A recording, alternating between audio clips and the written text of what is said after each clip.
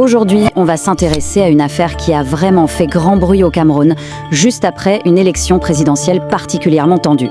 Tout est parti d'une vidéo, partagée des centaines de fois, qui semblait montrer une situation sur le point d'exploser. Mais qu'est-ce qui se cachait vraiment derrière ces images? Allez, on mène l'enquête ensemble. Tout commence avec cette petite phrase, postée avec la vidéo « Départ pour Maroua, ça va chauffer à Maroua ».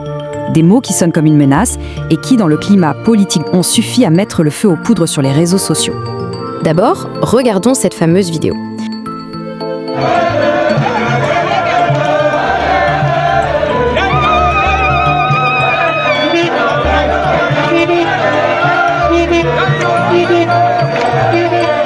Comment est-ce qu'une séquence de quelques secondes à peine a pu se propager aussi vite? Et surtout, pourquoi est-ce que tant de gens y ont cru? Alors, ce qu'on voit, c'est une scène assez confuse. Une foule compacte, uniquement des hommes, qui a l'air très agités. Certains tiennent des bâtons, ils avancent, ils crient, ils chantent. L'image est brute, filmée un peu à l'arrache. Et paradoxalement, c'est ça qui donne une impression d'authenticité, comme si on y était. Elle a commencé à tourner le 23 octobre 2025 et, à partir de là, elle s'est répandue à une vitesse folle, principalement sur Facebook. C'est l'exemple parfait de la rapidité avec laquelle une info, qu'elle soit vraie ou fausse, peut littéralement embraser la toile aujourd'hui. Face à cette bombe à retardement, des journalistes spécialisés en fact-checking ont décidé de se pencher sur le sujet.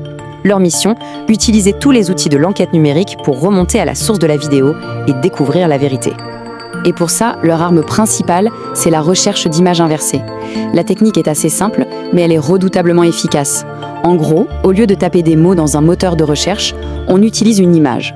Le but, retrouver toutes les fois où cette image a été publiée sur Internet et surtout, quand est-ce qu'elle est apparue pour la toute première fois. Alors voilà comment ils ont procédé. D'abord, ils ont découpé la vidéo en plusieurs images fixes, des images clés.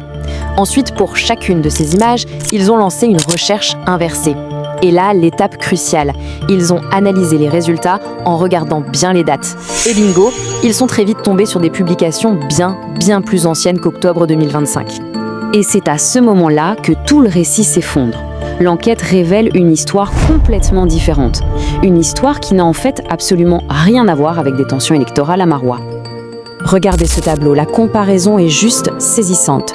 D'un côté, ce que la rumeur affirmait, une manif politique à Maroua en octobre 2025. Et de l'autre, la réalité des faits, un rassemblement pour accueillir un ministre dans une toute autre ville, Yagoua. Et ça, c'était en mars 2025. Le lieu est faux, la date est fausse, la raison du rassemblement est fausse. Tout est faux. Le point essentiel, il est là. Cette foule n'était pas du tout en colère. C'était en fait un comité d'accueil organisé pour la venue du ministre de la Jeunesse, Mounouna Futsou, qui était en visite dans le coin. L'ambiance était à la fête, pas du tout à l'insurrection.